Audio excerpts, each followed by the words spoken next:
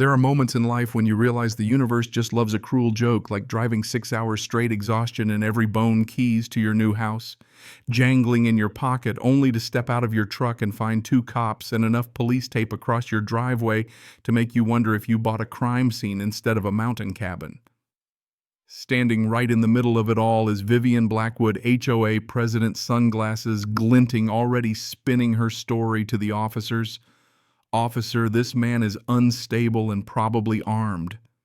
That's what I walked into, armed with nothing but receipts and the deeds to a house I bought with every cent my father left me. Let me set the scene.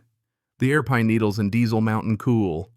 Vivian's standing there like she owns the county, not just the neighborhood. She's holding court with the police, flipping through paperwork she thinks will end me, while I just want to unload my truck and start putting my dad's memory to rest in the only way I know honest work. What Vivian doesn't realize is I've been an electrician for 30 years. I know a bad wire and I know a bad liar. She's about to find out the difference.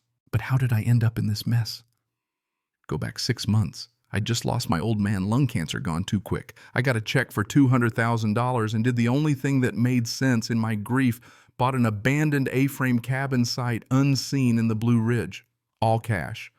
I told myself it was for the dream for the future, for something good to finally happen.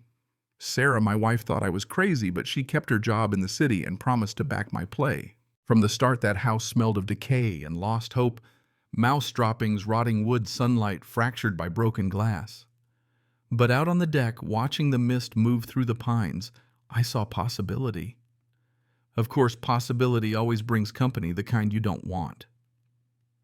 On day 3, Vivian showed up, 7 a.m., boots too clean for mountain dirt makeup already set, and a welcome basket that looked more like a court summons than a neighborly gesture. She had a smile sharp as a knife, and wasted no time flipping through her highlight-laden HOA packet, 47 pages of rules and warnings.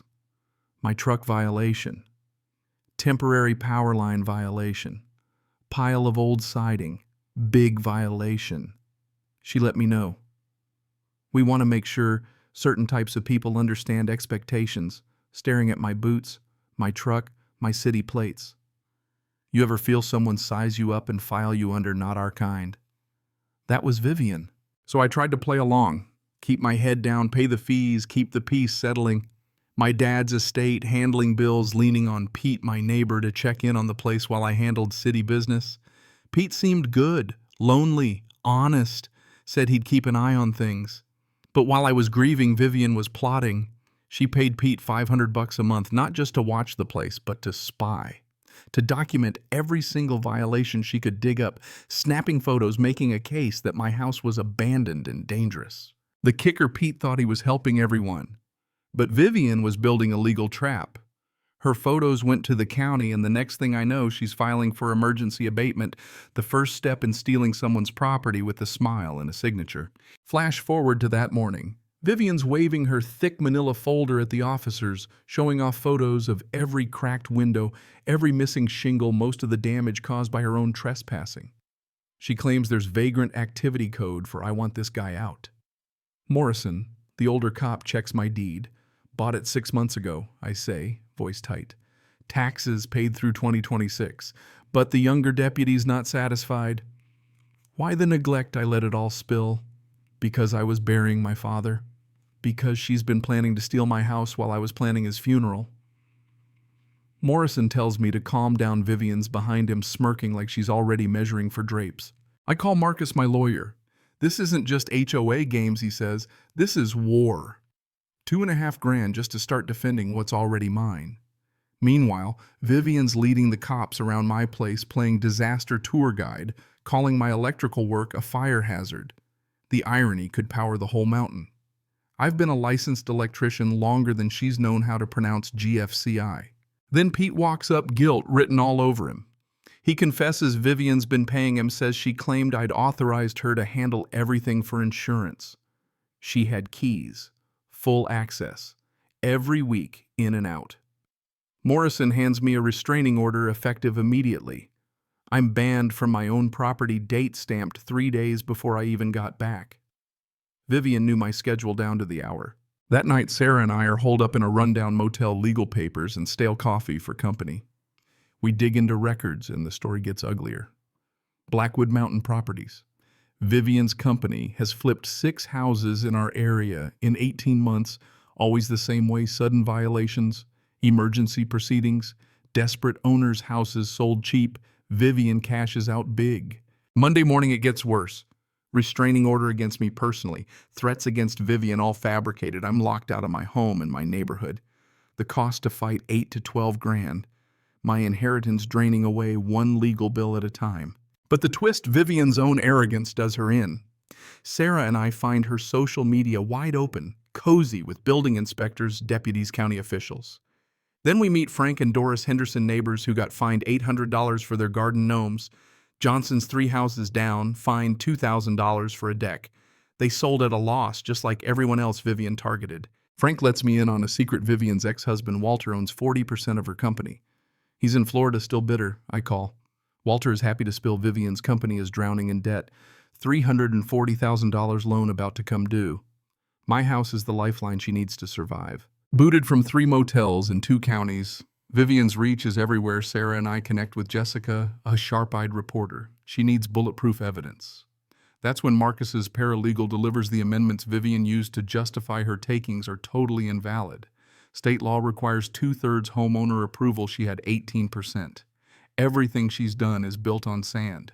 Vivian pushes up demolition 72 hours instead of 30 days. Her brother's company signs off on the emergency. Jessica's digging finds bribes, donations, hush money to local officials. The scam runs deep.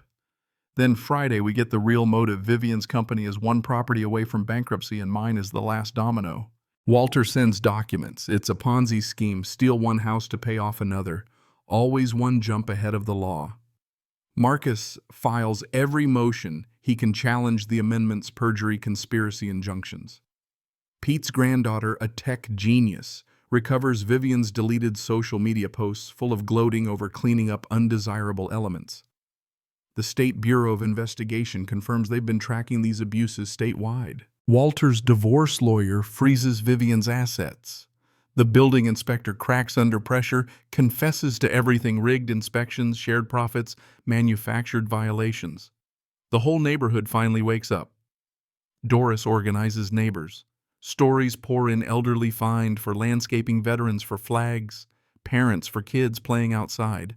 We organize legal action, federal civil rights complaints, media blitz. Saturday's community meeting becomes a trial. I stand documents in hand and ask Vivian to explain the illegal amendments. She loses it. Camera phones catch her rant about outsiders. Even the police can't ignore it now. Vivian lashes back: ethics complaints, lawsuits, threats. But the final blow comes from Pete, who testifies Vivian didn't just document problems, she created them. Broke windows, disconnected wires, sabotaged properties. The FBI steps in federal charges for fraud, conspiracy, intimidation. In the final meeting, Vivian tries to save face, but Agent Walsh from the FBI stands up, badge out. "Mrs. Blackwood, you're under arrest." The crowd watches silent as the woman who terrorized a community gets led away in cuffs. Frank tells her, "We're not the problem, you are." 6 months later, the air on my deck tastes sweeter than ever. Sarah's hanging wind chimes: "The house is ours for good." Our YouTube channel blows up. Turns out people love seeing justice done, love learning how to fight back. The HOA is reformed, led by neighbors, not tyrants. State law changes because of what we all went through. Jessica wins awards, our defense fund helps other families, and Pete's the neighborhood's guardian angel. What did I learn? Bullies thrive on silence and fear. But when good people organize, document, and refuse to back down, even the deepest corruption can't survive daylight.